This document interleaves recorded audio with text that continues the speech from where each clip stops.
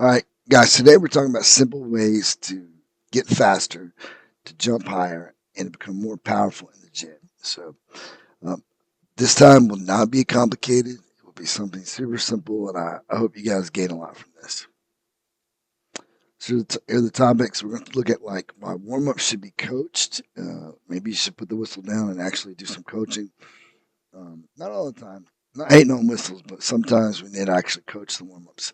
Practice what's important and measure those items often, like various jumps, sprint, various distances, using something to actually measure. Change of direction, broad jump. Maximize strength, jumping, and power with using velocity-based training. And this video is not for, even though I'm using the GymAware slide, it's not for GymAware. It's just I'll show you how we use VBT and some other devices to maximize these items. And then reactive strength, getting stronger at various joints and at specific angles, using isometrics, accentuated centric loading, reactive strength index, how to improve that. What is that with bilateral and also single leg unilateral work. Anyway, we're also going to finally how to target specific muscles and joints specifically. We're going to put it all together. So let's get started. Number one, coach the warm ups, put the whistle down. And I'm going to be honest, it was by looking at my own staff. I started watching kids not getting better at certain basic things. It's like because we were getting lazy in the warm ups, we kind of did the same warm ups. And, we would just say, all right, we're doing A skips, now B skips. And like, we weren't really even saying, why do you do A skips? Here's why. So, but simple things. If you guys would just teach some basic arm action, um, start position and shin angles, leg recovery, like, how the leg should be recovered, like, instead of just having them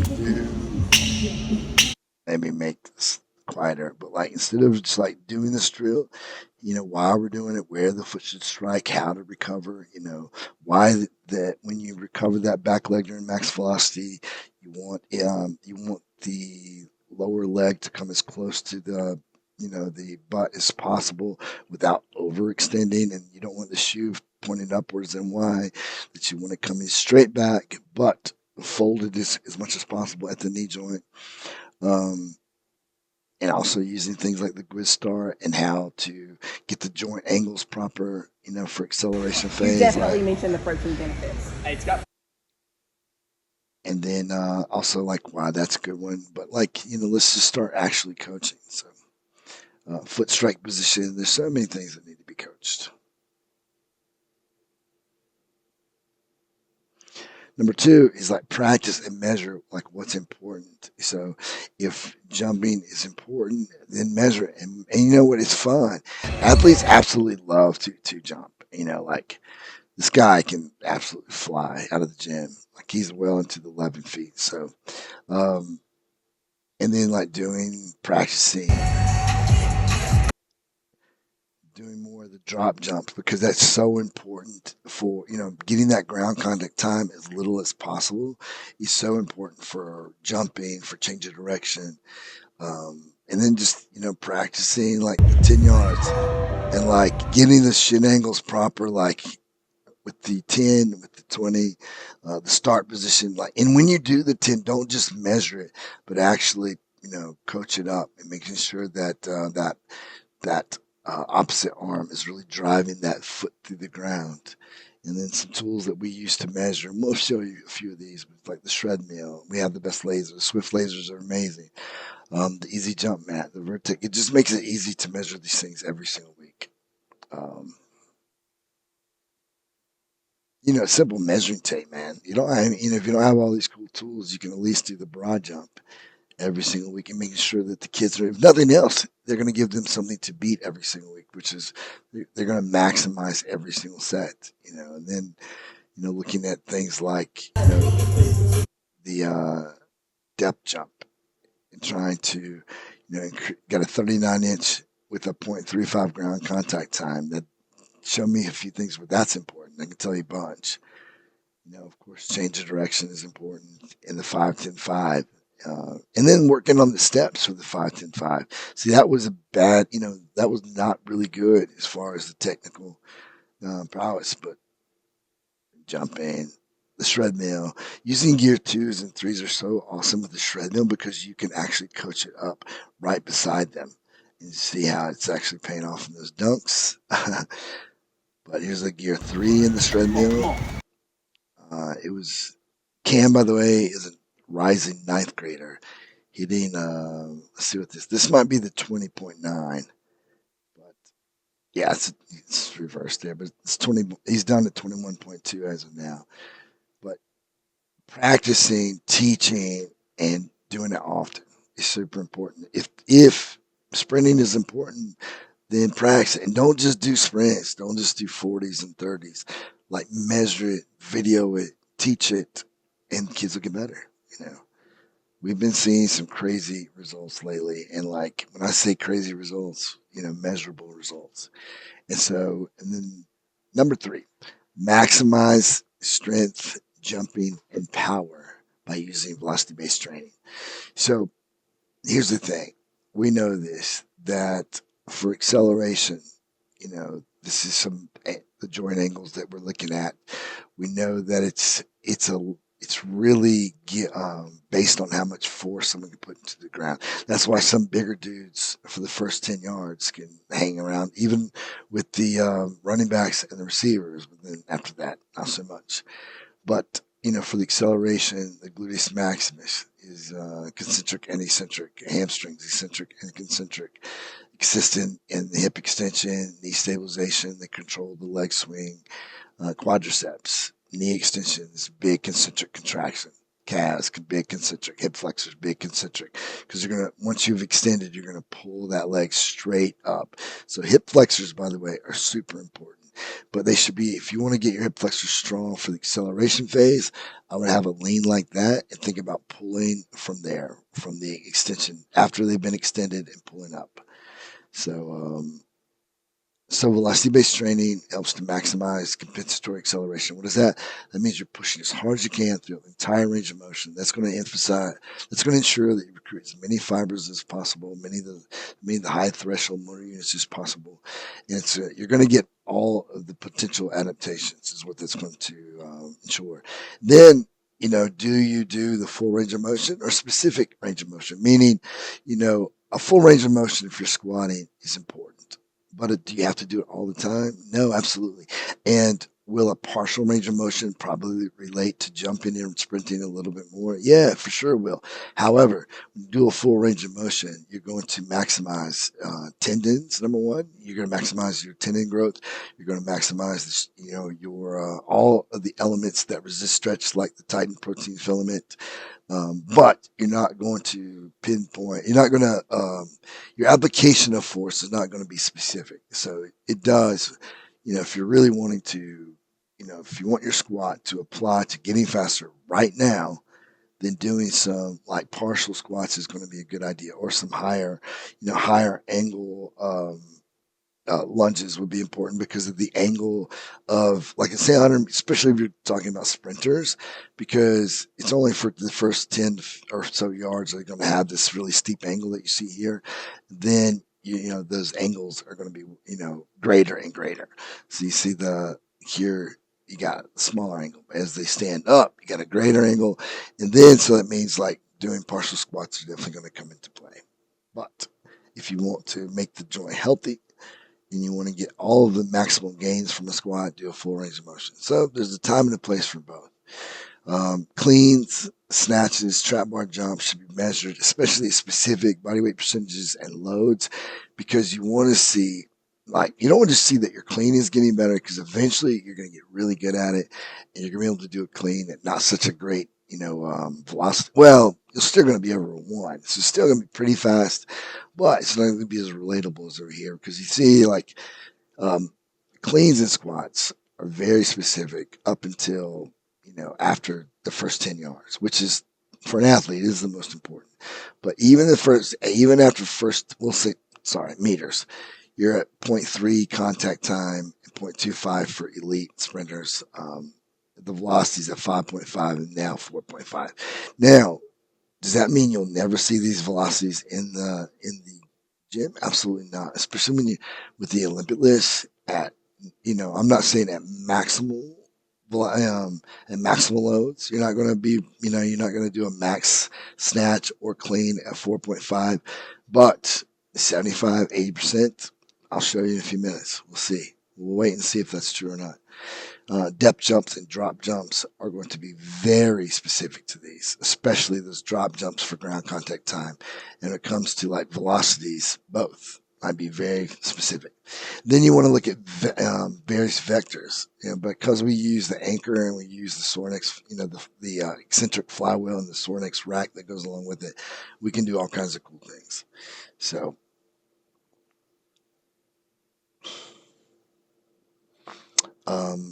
now, here are, if you look at, this is me, and I definitely pay attention. This is going to be me doing a 1.5 times my body weight. Slide. No, I'm sorry. This is, I guess we're looking at this first. So this is AEL, which is going to really maximize tendon hypertrophy and also maximize fast twitch fiber hypertrophy. So eccentric loading is great for trying to get faster. And then now this is me, 53 years old. This is 1.5 times body weight. So it's my first 300-pound clean at 1.7 meters per second. I'm being kind of show buddy. This is 132, still well above my body weight, moving like crazy. So very specific, especially to acceleration.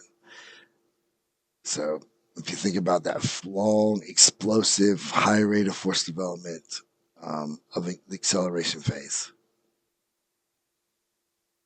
Now, like I said, Ryan Grimsland, here are some peak velocities at 4.34, 3.85, 3.5, 4.7, 4.1. And if you see the 115 kilograms, that's 253 pounds for a guy who weighs 165 pounds. So it's pretty specific to me. Key, guys, is to measure your people so you can know, is it specific to what you're trying to do? Like, don't listen to anyone, because like people can say what they want. And so if some great elite sprint coach says, well, you only get to 1.0 meters per second when you're doing an Olympic lifts, and you're like, oh, darn it. Is that true though? Measure your stuff and you'll see for yourself. Don't trust anybody online. There's going to be people out there that are really good as far as this, they're disseminating good information. They're really good about discerning information for themselves, and then turn around and giving it out to you guys. But anyway, measure, is it or is it not going to be specific to you? So, and then here is some drop jumps, and here are drop jumps from 24 inches. So that is a transfer of energy at a very high rate, and you got 230 milliseconds. So very specific. If you go back and look at, let's see if we can go up and look at those ground contact times, 0.25. You're below that in the gym, dropping from 24 inches. So there's a lot of very specific things happening if you just measure and know for yourself. So finally, here are some other things too. We use the anchor to make sure that we are maximizing rotational velocity as well. Instead of just doing it, I see people doing rotational exercises all the time, but are they getting better? Who knows? Maybe. If you're throwing a med ball all the time, you're saying, I am getting better rotationally. Are you? How do you know? You're just throwing a med ball. So measure the speed of something. That's why I love the anchor and the Ancore anchor. So, along with the GymAware attachment goes with it. So, also the flywheel allows you to get really specific. You think about extending an acceleration phase of things. So you're really getting good at, also you're going to be getting good at that cross extension reflex because you're driving that foot into the ground as you're bringing your knee forward. So lots of good things can happen in the gym. Also, and these are some squats that are more specific to the joint angles that you'll be doing at max velocities or even at vertical leaping. So possible. By the way, just I'm keeping it short and sweet, but there are lots of things that are possible in the weight room. Here are all the possible adaptations. Here's some. There's getting your maximal strength is important. Here's some exercises. Here are the muscles that are involved. If you want to improve rate of force development, cleans, dynamic effort squats, box jumps, um, power development. Anyway, there's all kinds of potential adaptations. I just want to keep things sweet, nice and sweet. And when it comes to reactive properties, which are probably the most important that we're going to talk about later, all kinds of ways to improve those properties in the body. So there's also key reflexes that you're going to be working on. So I just didn't want to get too complicated in this video. All right, number 4, reactive strength, improving that. Easy way to do it. I love my man Cal Dietz. These are his spring ankle positions, a few of them. But like, if you want to get your ankle, your knees, and your hips strong, as it refers to sprinting, change direction, or jumping, think about that angle and then just hold it. Build up to 60 seconds, start loading it. And isometrics are the best way to get a specific joint or joints strong, and which are also going to help them improve the tendon thickness as well, because by holding that long, if you look at Dr. Keith Barr, he talks about that, and he talks about the protocols. There's also the nutritional protocol, which is like using the collagen peptides along with vitamin C. But go look up Dr. Keith Barr, BAAR. But doing these plyometrics along with then, here's another one, like think about the acceleration phase of sprinting, and then mix in the low ground contact time movements, such as like this one. This is lateral too. So you get an ankle and knee, the stretch shortening. What you're really trying to improve is that stretch shortening cycle. I love this. This is looking at a depth jump, and then we're looking at some really low ground contact time jumps. So you're getting a little bit of both. You're getting something that helps acceleration, and you're getting things that help max velocity. So there are all kinds of things you can do in the gym, and I'm giving you bunches. I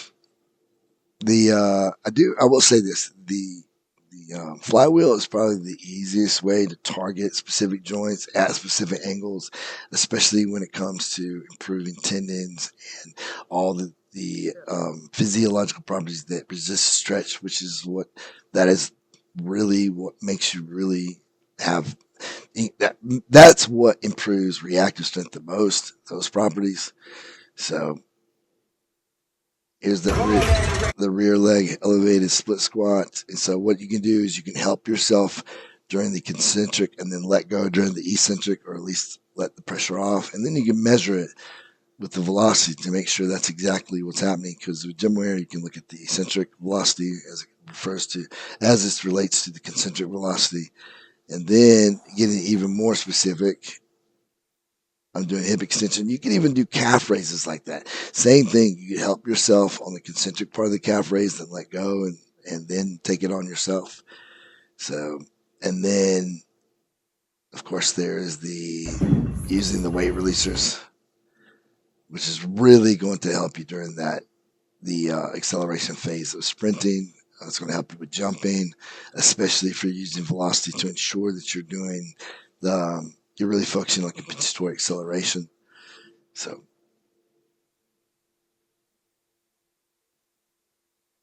yeah.